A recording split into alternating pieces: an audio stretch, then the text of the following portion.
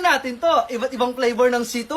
Iinumin pala natin yan. Tara, let's go! First, yung apple flavor. At eto yun guys, pero syempre bago natin to inumin, don't forget to follow me and comment sa comment section next iinumin natin or kakainin na. Inumin na natin. Kayo guys, comment kayo sa comment section kung ano mas favorite nyo dyan sa mga flavor na yan ha. Kasi ako ito, apple flavor.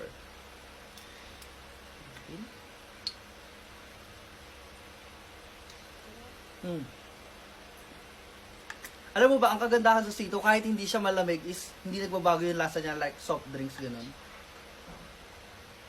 Next naman, yung lemon flavor. At eto yun guys. Ang sarap talaga ito. Pero mas masarap talaga siya pang mas malamig.